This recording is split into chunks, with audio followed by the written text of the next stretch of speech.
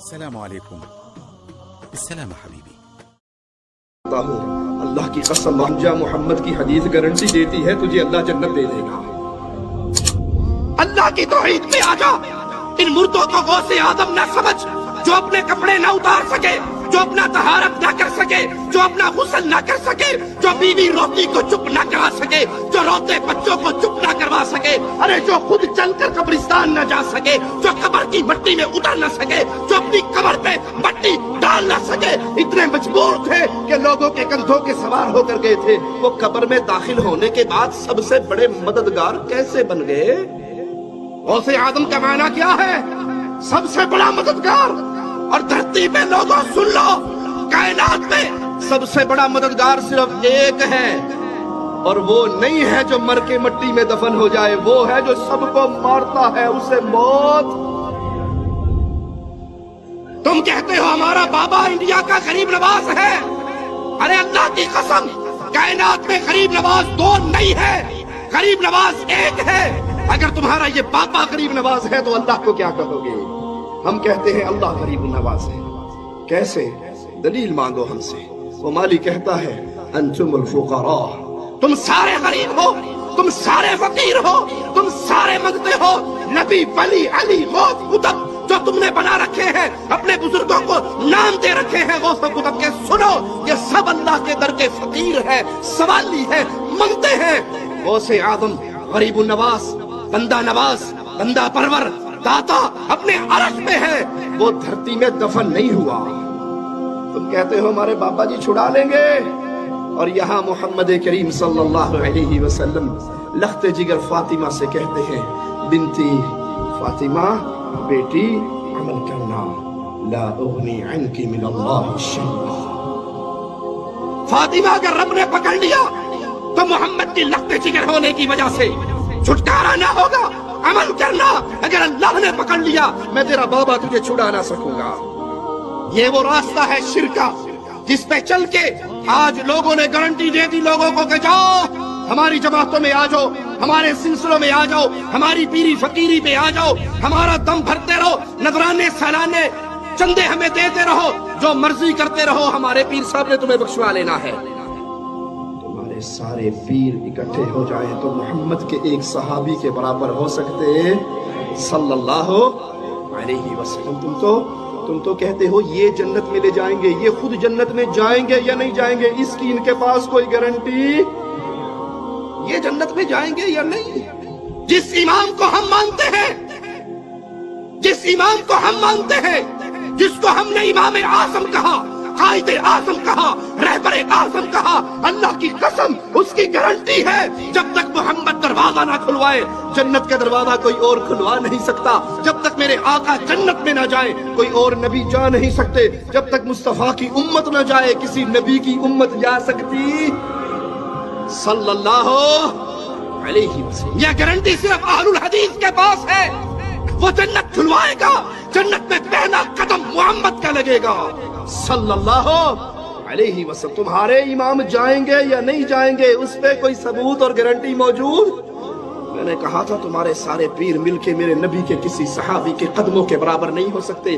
آؤ میں تمہیں سناتا ہوں. جہاد کا میدان ہے, تیر لگتا ہے, نیزہ لگتا ہے, نوجوان تڑپ کے شہید ہو جاتا ہے. صحابہ کہتے ہیں ہنی اللہ الجنہ, اس کو جنت مبارک ہے. جاؤ اس مولوی صاحب کو سناؤ جو قوم کو گمراہ کرنے کے لیے, اپنے فرقہ پرستی کے بت کو پوجنے کے لیے, اپنی جماعت کے چندے بڑھانے کے لیے, مریدوں کی تعداد میں اضافہ کرنے کے لیے جھوٹ بول رہا ہے کہ ہمارے باپے چھڑا لیں گے, ہمارے باپے جنت میں لے جائیں گے. یہ صحابی رسول ہے, میدان جہاد ہے, مصطفیٰ کا خادم ہے, مصطفیٰ کا صحابی ہے صلی اللہ علیہ وسلم. نیزہ لگا, فوت ہو گئے. ساتھی نے کہا اس کو جنت مبارک ہو. پیارے نبی نے فرمایا, پیارے حبیب نے فرمایا, پیارے مصطفیٰ نے فرمایا, امام کائنات نے فرمایا, محمد الرسول اللہ نے فرمایا صلی اللہ علیہ وسلم کلا والذی نفس محمد بیدہ, اللہ کی قسم ہرگز نہیں, اس رب کی قسم جس کے ہاتھ میں محمد کی جان ہے, اس رب کی قسم جس کے ہاتھ میں محمد کی جان ہے, تمہارے اس ساتھی نے خیبر کے مال غنیمت میں سے ایک چادر چوری کر لی تھی. وہ چادر آگ بن کے اس کو لپیٹ چکی ہے. کون جنت میں جائے گا کون نہیں، تمہارے پاس اس کی دلیل نہیں۔ جنت میں وہ جائے گا جس کے بارے میں اللہ کہہ دے، جس کے بارے میں محمد بتا دے صلی اللہ علیہ وسلم۔ باقی حسن ظن کیا جا سکتا ہے کہ انشاءاللہ یہ جنت میں جائے گا اگر موحد ہوگا، اور اگر مشرک ہوا تو اس کے لیے حسن ظن بھی ہو سکتا۔ آج تم نے مردوں کو غوث اعظم اور غریب النواز بنا کے اپنی جماعت کی تعداد تو بڑھا لی، جو مرضی کرو، ہمارے نذرانے دیتے رہو، جنت پکی ہے۔ ایک ملنگ کہتا ہے کہ مولا علی جنت کے دروازے پہ کھڑے ہو جائیں گے، فرشتے جہنمیوں کو لے کر جا رہے ہوں گے، مولا علی ان میں سے ڈھونڈ ڈھونڈ کے اپنے ملنگوں کو چھین چھین کے جنت میں بھیج رہے ہوں گے۔ انا للہ و انا الیہ راجعون۔ میں شیر پیا پڑھدا انہاں سارے تو وزنی شیر ہے، دیکھنا میرے پاس سونا میرا مولا، او اللہ دے قریب علی سونا میرا مولا، او اللہ دے قریب علی، او دوزخ دے بوئے تو ہاتھ دب کے، دوزخ دے بوئے تو ہاتھ دب کے، تے جنت پہنچا جان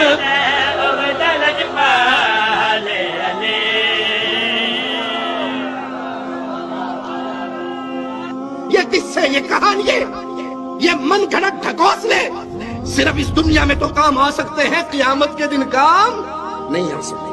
صحیح بخاری میں سیدنا ابو ہریرہ رضی اللہ عنہ سے روایت ہے، وہ کہتے ہیں میں نے رسول اللہ صلی اللہ علیہ وسلم سے سوال کیا، من اسعد الناس بشفاعتک یوم القیامہ، اے اللہ کے نبی صلی اللہ علیہ وسلم، قیامت کے دن وہ خوش نصیب کون ہے جس کو آپ کی شفاعت نصیب ہوگی؟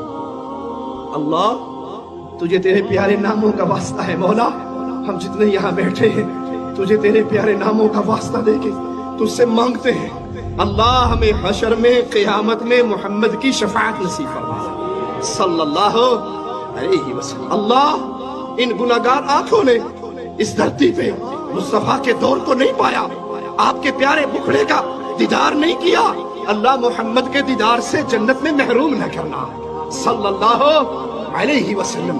اللہ جنت الفردوس میں مصطفیٰ کے ساتھ ہمیں بٹھا کر جنت عطا کر کے جنت کی سب سے بڑی نعمت اپنے چہرے کا دیدار کروا دینا ہے۔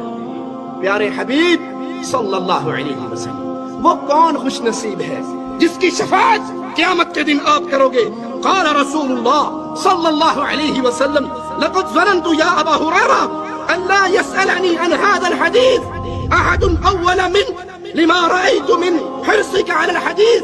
ابو ہریرہ مجھے پہلے ہی یقین تھا، جتنا تجھے شوق ہے احادیث کو یاد کرنے کا، تیرے اس شوق کی وجہ سے مجھے یقین تھا کہ یہ سوال تیرے علاوہ تجھ سے پہلے کوئی اور نہیں کرے گا۔ یہ سوال تو نے کیا تو اس کا جواب سنیے۔ پیارے نبی اس خوش نصیب کی تعریف بیان کر رہے، اس کا تعارف کروا رہے، وہ کون ہوگا جس کو قیامت کے دن نبی کی شفاعت ملے گی؟ اسعد الناس بشفاعت یوم القیامہ من قال لا الہ الا اللہ خالصا من قلبه او نفسه۔ وہ خوش نصیب قیامت کے دن نبی کی شفاعت پائے گا جس نے سچے دل سے، سچی نیت سے، سچے عقیدے سے لا الہ الا اللہ کا اقرار کیا ہوگا، جس نے کہا ہوگا غوث اعظم اللہ، جس نے کہا ہوگا غوث اعظم اللہ، دھرتی کے مردے غوث اعظم نہیں، فقیر ہے، منگتے ہیں، کلاش ہے، بھوکے ہیں، فقیر ہے، رب کے در کے سوالی ہے، رب کسی کا سوالی۔ قیامت کے دن شفاعت آمنہ کے لال کی کس کو ملے گی؟ جس نے دھرتی پہ کہا ہوگا غریب النواز اللہ، مشکل کشا اللہ، حاجت روا اللہ، بگڑی بنانے والا اللہ، شفا دینے والا اللہ، عزت دینے والا اللہ، موت دینے والا اللہ، اس دنیا سے لے جا کر پھر قیامت کے دن اپنے سامنے کھڑے ہو کر حساب لینے والا اللہ۔ اللہ کے علاوہ کوئی اور نہ مشکل کشا ہے، نہ حاجت روا ہے، نہ بگڑی بنا سکتا ہے، نہ شفا دے سکتا ہے، نہ موت و حیات کا مالک ہے۔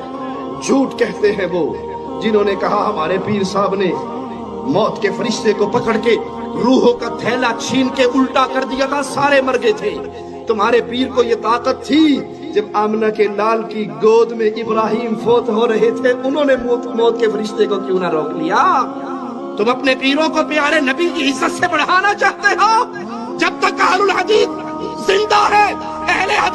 ادنا سا بچہ اس دھرتی پہ جب تک زندہ رہے گا وہ شرک کی غلاظتوں کو پھیلنے کی اجازت نہیں دے گا۔ کون ہے جس کو مصطفیٰ کی شفاعت ملے صلی اللہ علیہ وسلم، جس نے سچے دل سے کہا لا الہ، کوئی الہ نہیں، کوئی عبادتوں کے لائق نہیں، کوئی پوجے جانے کے لائق نہیں، کوئی سچا معبود برحق نہیں سوائے ایک اللہ کے۔ اس حدیث سے بھی ثابت ہوا پیارے نبی کی شفاعت کی عظیم نعمت ملے گی تو صرف اہل توحید کو ملے گی، مشرکوں کو مل سکتی؟